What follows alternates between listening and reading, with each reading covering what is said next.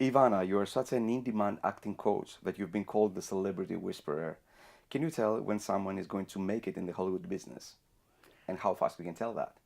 Uh, well, it's not the issue. The issue is what I like to look at is how how dedicated they are to education, to really working out hard, making it be about the work, about being proud of the work that you do.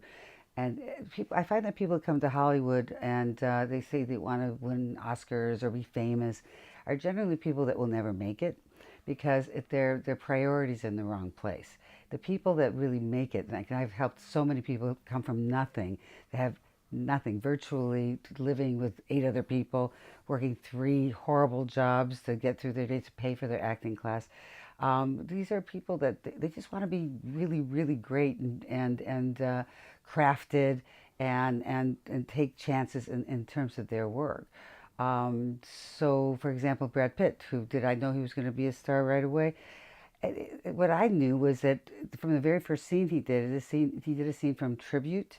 It's a play, and he really had good instincts, but more importantly, he worked really hard, and he allowed all that hard work. He was like one of those people that I say you have to rehearse 6 to 8 hours a week. Well, he always wanted to rehearse 2 to 3 hours a day, to the point where other people were would complain. His scene partners would complain that he wanted to rehearse too much, and he became a star, and he didn't care about becoming a star.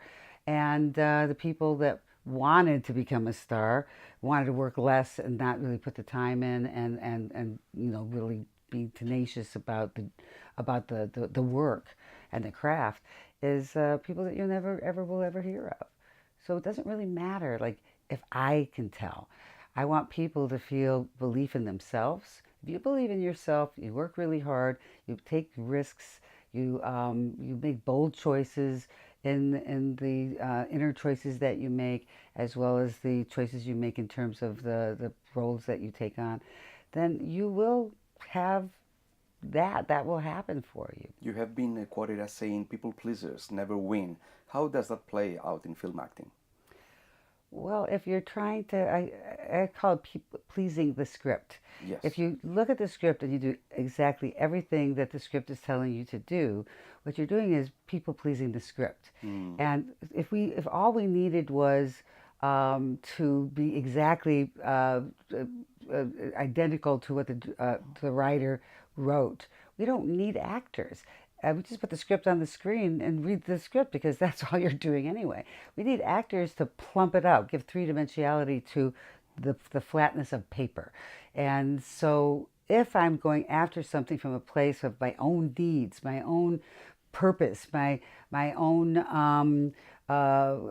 drive that comes from the hurt and pain of and fear and fears and insecurity of my life, and bringing that to bear, all kinds of interesting quirks and interesting behavior is going to come from that creates a unique and special and dynamic performance that people can relate to because it's fearless. It's fearless to really not care what other people think. And in order for me to feel like an audience member that I want to watch this, I want to watch someone who takes the worst of fear, the worst of insecurities and pain and trauma and drama, and they say, you know what? I'm going to do something with this. I am going to use this not to self-destruct with, but rather to construct with the pain, use this as a powerful fuel to overcome and win with, and therefore creating a dynamic journey that isn't on the page. It is Exactly. something you brought to it. And so people pleasing in any form whatsoever is a turnoff. It's a turnoff to the casting director, producer to cast you.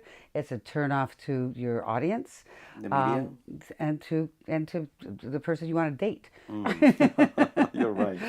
You have coached some incredible talents, including Brad Pitt, Charlize Theron, Jim Carrey, Jared Leto, Beyonce, James Franco. What similar character traits do all these actors have that makes them successful? It's really all about the equation for success in any business is work ethic, and really education, work ethic, not thinking about like 7 days a week, Sometimes I work 7 days a week, sometimes 16-hour days every week. Even when I go on vacation, I call it earning the tequila. What I'll do is like before I go to the beach, I'll get on the phone and I will do coachings, and I earn the right of my vacation.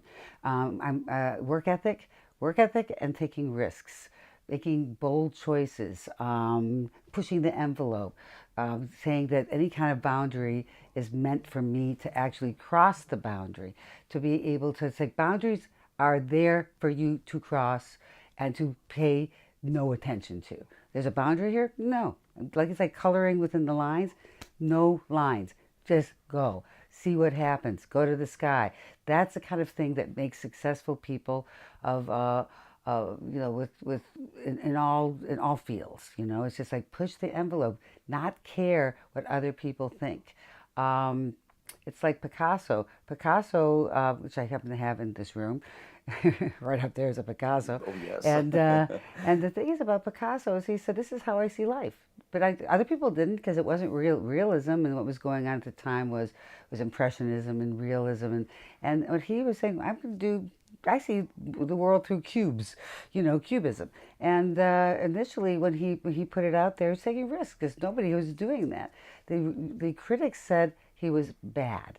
They said he's not a good artist, but he just kept following his vision and doing and working really hard. There's a lot of Picassos out there, so because he worked really hard, he was always working, and also was taking chances. And this is true of like if you're going to be the president of the United States, if you want to be the head of a corporation, it's like work ethic.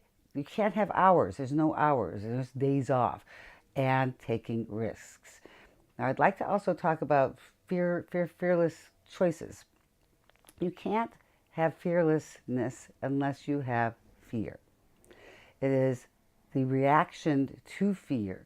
So you can either take fear and be defeated by what fear is going to give you, and be self-destructive by that fear, or you take that fear and use that as the reason why you need to be fearless.